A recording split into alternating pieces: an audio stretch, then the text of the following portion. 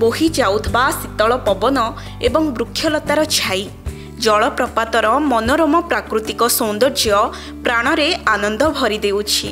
जंगलरू शुभुथिबा पक्षीमानंक किचिरी मिचिरी झरणार कुळुकुळु नाद प्रकृतिर अपरूप सौंदर्य सांगकू वृक्षलता और वनफुलर संभार पर्यटकों आमोदित करुछि।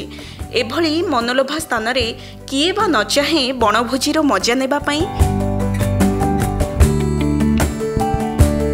कलाहांडी जिलार कुकोसरा ब्लॉक आमपानी ठारे थिबा मनोलोभा करक जलप्रपात प्रकृतिर एक महत्वपूर्ण दान।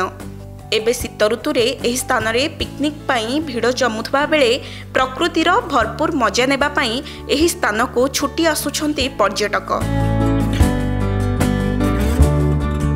आमपानी ठारू प्राय 3 किलोमीटर दूर साहजखोल संरक्षित जंगल पाददेश रे अवस्थित एही करक जलप्रपातरू बोही जाउथबा जलराशि शीतल एवं सबुज बनानी घेरा परिवेश पर्यटकों को आकृष्ट करुछि। वर्तमान पिकनिक ऋतु चलुथबा बेले डिसेम्बर आरंभरू एठारे पर्यटकों भिड़ जमुछि। हेले एठाकार रास्ता संकीर्ण होइथिबारु पर्यटकों यातायात रे असुविधा हेउथबा कहिसंती।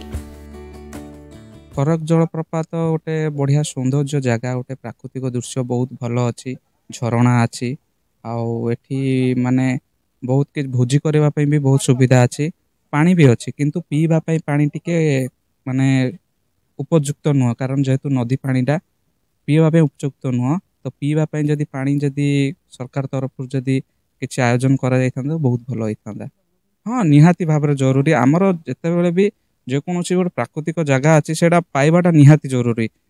एटा गोटे माने गोटे भल प्लेस गोटे कलाहांडी जिला भी गोटे बड़ प्लेस भी हो पारे जमी डकरी चचरा अच्छी एटा भी सेमती यदि उन्नति करा बहुत भल होता। पानी देखिए आम जब नवरंगपुर आसबू जेहेतु चंदाहांडी कार्यरत चंदाहांडी ब्लॉक नवरंगपुर एरिया जाऊँगी तो हेडक्वार्टर को आसवा लगे नवरंगपुर आम आमपानी देखी आसू आमपानी देखी आसला रास्तार आम देखीलु जे करक जलप्रपात बोली लिखा होता से बोर्ड रे आउ आम जानलु जे नहीं अच्छी 3 किलोमीटर डिस्टेंस रे गोटे करक जलप्रपात बोली जगह तो बहुत भल लगुच। खास कर डिसेम्बर जानुआरी मसरे डिसेम्बर जानुआरी मसरे बहुत भल जगह यहाँ फेब्रुआरी गले धीरे धीरे पानी धारा टिके कम हो जाऊँगी आ वर्षा ऋतु भी जगह भल किंतु ये आसवाई जो कम्युनिकेशन सेटा टिके डिफिकल्टी अच्छी ना जदि सरकार लोकलोचन को आसिकी ये ध्यान दियंते तो वर्षा दिने भी ये बहुत पर्यटक आसबार बहुत किसी कमी रुहंतानी।